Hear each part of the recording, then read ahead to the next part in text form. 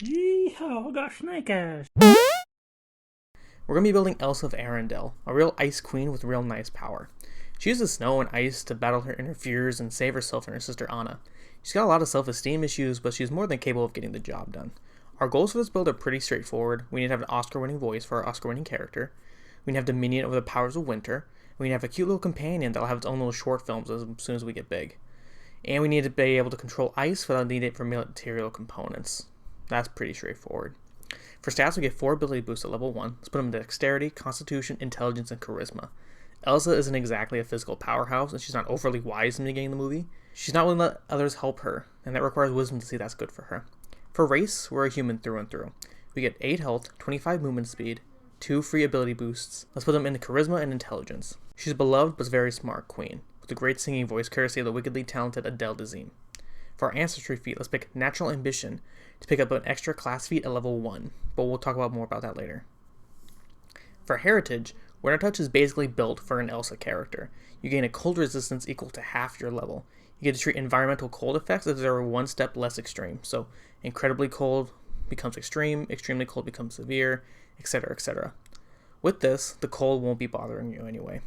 For background, we're going to pick Royalty, we're a queen after all. Pick 2 ability boosts. One has to be Charisma and Intelligence, so let's just make sure they're both of them, Charisma and Intelligence. We get Society skill and the Courtly Graces feat, allowing you to present yourself as a noble and play games of influence and politics. Could Elsa play the Game of Thrones? Now she can. Should she? Probably not. The last few queens had a bad run-in with ice-related nonsense. For class, I agonize over what Elsa is. She's a very niche spellcaster with not a lot of moves outside of ice and snow, and I need to focus on her feeling as a character and what exactly was giving her her powers.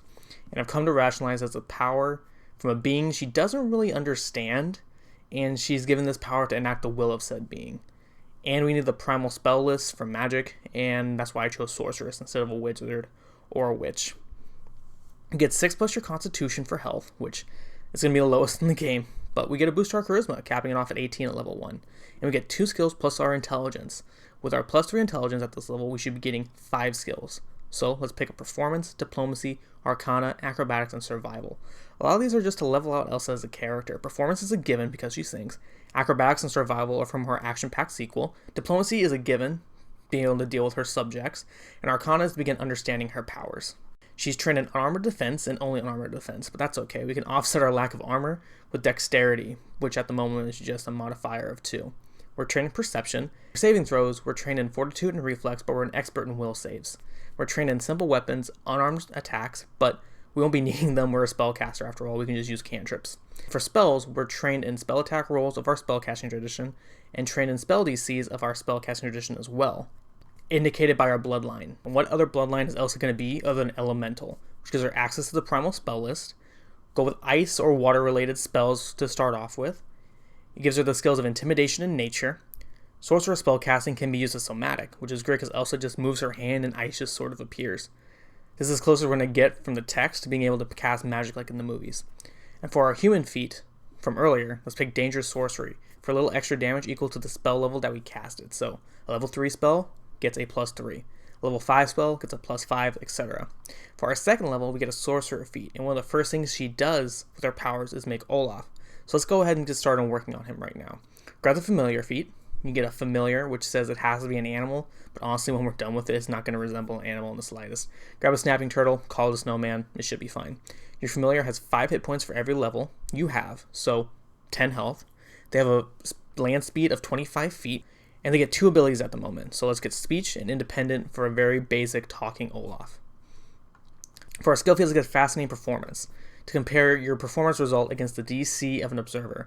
And if you succeed, you get to Fascinate them for 1 round. And this gets upgraded as we level up in performance. So eventually you'll be able to incapacitate a whole crowd of people for upwards of an hour. For 3rd level, we get 2nd level spells. And the only one that really works for Elsa right now is Water Walk. If you can call her, she can run on water, and she can use ice to kind of keep herself afloat.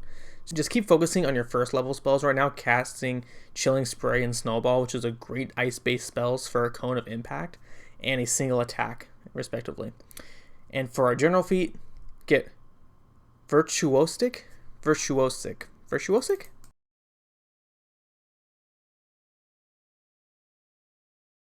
Virtuosic. Yeah, that. Performer. For a +1 to circumstance bonus when you make a certain kind of performance. Pick singing, of course. You're a Disney princess, after all. And for our signature spells at this level, go with either one of your 2 spells that you're going to be casting. Chilling Spray and Snowball. Just focus on them. You can heighten them for free based on your signature spell, so we'll be doing that. For our skill increase, let's boost performance up to Expert. At level 4, we get a Sorcerer feat, and we're going to be multi-classing now into Familiar Master to get an even better Olaf. Since we already have the Familiar feat, we get Enhanced Familiar now, which gives us 4 Familiar or Master abilities. What 4 are we going to be picking? Speech, Independent, Manual Dexterity, and Skill Performance. We now have a walking, talking, independently singing snowman. We did it. We made Olaf at only level 4. And for our skill feat, let's get Calf Fall. The tree falls 10 feet shorter than they ought to be. Elsa's pretty graceful, and I think she can land those high jumps if she really wants to. At the 5th level, we get ability boosts. Let's boost our Dexterity, Constitution, Wisdom, and Charisma for better AC, more health, higher perception, and better casting modifier. At the 3rd level, let's keep focusing on heightening those spells. I know we can summon Elemental at this level, but I really want you to hold off on that right now because I'm holding out for Marshmallow. So just put a pin in that for right now. So let's just keep heightening our spells. For our Ancestry feat, get Untrained Improvisation. Elsa can do a little bit of everything, so this should help out round out her skills. Your proficiency bonus with untrained skill checks is equal to half your level instead of just a flat 0. We also get Magical Fortitude to increase our Fortitude saves up to Expert, and for our skill increase, let's get Acrobatics up to Expert. At the 6th level, we get a skill feat. So let's get Steady Balance for whenever you roll a success on a balance action, you get a critical success instead. And you're not flat-footed when attempting to balance on narrow surfaces or uneven ground. I would call ice uneven ground in terms of using it as a terrain, so this should help out. And for our Sorcerer feat for this level, grab the Reach spell to extend your spells by 30 feet, or a touch spell gets increased to a 30 feet spell. So this will be good for just those close spells, you know. And for our 4th level spells at level 7, we can have Elsa do even more ice-related spells with Ice Storm, which is a great area of effect that targets enemies for 2d8 bludgeoning damage and 2d8 cold damage, and a Solid Fog, which is great for making escapes. We also get Expert Spell Casting, which means your proficiency ranks in spell attack rolls and spell DCs, according to your bloodline, increase to Expert. And for our general feat at this level, we need to go Adopted Ancestry, pick up Half Elf. I know it's very specific and odd, but it's important, just trust me. Call it magic adjacent for plot purposes. And for our skill increase, let's get Performance to Master. At the 8th level, we get a skill feat. Let's get Impressive Performance. You can make an impression with Performance over Diplomacy. I know we already have Diplomacy, but Performance is really our bread and butter here. And for our Sorcerer feat, get Split Shot to target 2 enemies when a typical spell would only target 1. So you roll once, and you compare the roll to the AC of 2 different enemies you're attacking within your range. And you roll the damage die for each of those enemies, but you cut the dice in half when you do so. So 48 damage to one creature now deals 48 to 2 different creatures. It's pretty good when you want to attack multiple enemies at once, especially if it doesn't require a saving throw. And for the 5th level spell, we get a Cone of Cold and a Wall of Ice. The former allows you to make an attack with 12d6 damage in a cone of 60 feet. And the second is to shoot up walls of ice up to 60 feet long and 10 feet high. You can freeze people to death and can build your castle with your ice walls. Ancestry feat. Let's get Group Aid, so you can help people out with the aid action in combat. I know you kind of work solo, but it's helpful when you're working with a group. You get Lightning Reflexes. Your proficiency rank in reflex saves increases to Expert.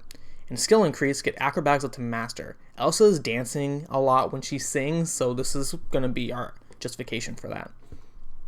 At the 10th level, we get ability boosts. Boost Dexterity, Intelligence, Wisdom, and Charisma. She's starting to get a little smarter. She's starting to understand that maybe she can't do everything by herself, and she's learning to trust her family more. Skill feat, let's get Arcana Sense, so you can cast a 1st level detect magic at will, and if you're a master in Arcana, their spell is heightened to the 3rd level, and if you're a legendary, it's going to be heightened to 4. So you can now just kind of learn what's magic and what's not. For our Sorcerer feat at this level, let's get 1 last level in Familiar Master to get 2 more familiar abilities. With the previous 4, get Damage Avoidance for half your level in a specific damage type, pick Cold if you want to stay in character, or Fire just in case someone wants to set Olaf on fire, and just give him Toughness for an increased health boost. It's Compacts, no, and Olaf could be hiding a rock in there. You don't know. For our 6th level spells at level 11, let's get Stone Tell. But why? That's not an ice-related spell. Here's why. You can ask questions and receive answers from natural or worked stone. And because dirt and ground is made of tiny little rocks and stones, you can use your magic to learn about what happened in a specific area, but from the rock's perspective. So essentially, we can have that water holds memory magic from the second movie be applicable to this build without any outside interference. I'm so happy that I found this spell, which really fleshes out Elsa's magic and really makes her, her. You also get alertness. Your proficiency rank in perception increases to expert. And for a general feat, let's just get ride to automatically succeed instead of attempting to check whenever you need to move an animal. Knock, the water horse, is broken in about halfway through the movie, and it can be freely ridden by Elsa afterwards, so this could be useful when you're riding on Knock. For simple weapon expertise, you get a proficiency rank bonus that gets bumped to expert when you use those weapons, but we don't really use weapons, so maybe Elsa packs a dagger and she's now better with it. I don't know. For your skill increase, let's get diplomacy up to expert. At level 12, we get a skill feat, so let's get trade expertise. And Arctic would be good for Elsa's element, but Forest would also be justified if you want to be a better expert in the sequel. It's really whatever your campaign is being set in.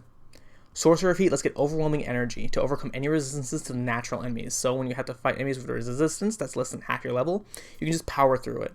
So this should make any resistances at your level no issue, but if you have flat immunities, you're kind of stuck.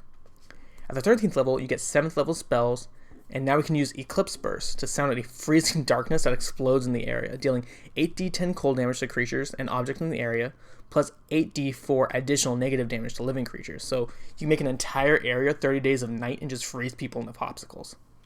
We also get an Ancestry feat at this level, so let's get Half Elf and go Ice Witch. Your resistance to cold increases to 5 plus half your level, and you can cast 5th level Wall of Ice as an innate arcane spell once per day. The cold shouldn't be bothering you, and you can now cast Wall of Ice as an innate spell, which means it shouldn't be costing you a spell slot, so you can make more Walls of Ice. You get Defensive Robes, your proficiency rank in unarmed defense increases to expert, and then have a skill increase, let's go Diplomacy to Master. You also get Weapon Specialization, you deal an additional 2 damage weapons and unarmed strikes you're an expert in, but we don't need it. Maybe use an Ice Sword, like Sub-Zero or Elsa. At the 14th level, you get a Skill feat. For a skill feat, let's get Quick Jump to make a jump that's 1 action instead of 2. And so our Sorcerer feat, let's get Spell Shroud. So next time you cast a spell, you can surround yourself in a 15-foot emanation of dense magical mist that lasts until the start of your next turn. All the creatures in the cloud are concealed, and all the creatures outside the cloud are concealed from creatures within it. So create an icy fog and protect your party. Have them run away or something. At the 15th level, we can finally get 8th level spells, and we can get some mileage out of Summon Elemental and summon an Ice Worm, a huge ice snake that deals ice damage. That'll be our stand-in for our buddy Marshmallow.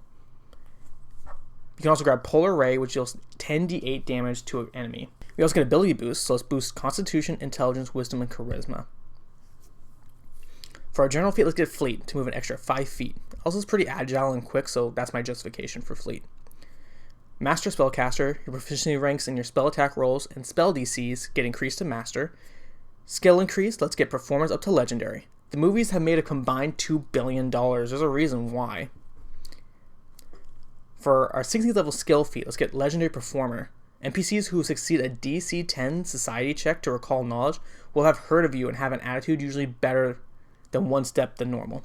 Our Sorcerer feat for level 16 get Effortless Concentration. Immediately gain the effects of a sustained spell action, allowing you to extend the duration of one of your spells and your active Sorcerer spell. So at the 17th level, we get 9th level spells, and the 9th level spell for Elsa could go to any of the spells, but they don't really fit her character. I'm not sure what you want to do. Maybe you want to stay in character, just heighten your signature spells up to that level. That should be fine. If your Ancestry, let's get Heroic Presence. You can grant up to 10 willing creatures within 30 feet the effects of a 6th level Zealous Conviction. So this will be good for Olaf, Anna, Sven, Kristoff, and 6 more people. Mickey, Donald, Goofy, Kratos, Spider-Man, and Arthur Morgan. I don't know who's in your party. For our skill increase, let's get Diplomacy up to Legendary. You're a queen after all. You need to learn how to talk to people.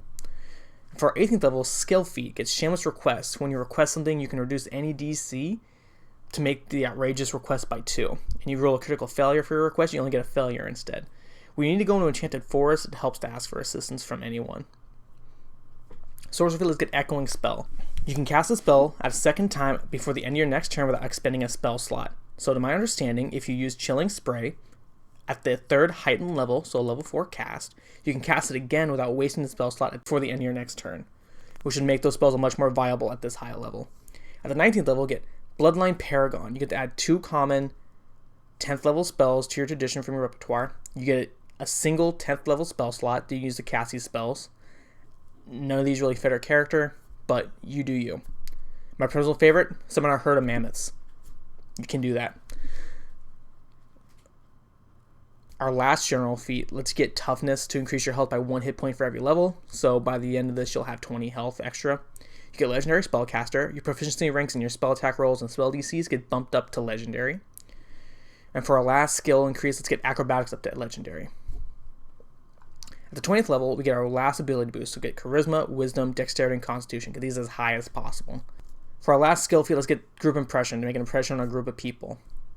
And for our last sorcerer feat, let's get bloodline mutation and just get a flat out immunity to cold based damage. Atahalan won't be freezing you over anymore.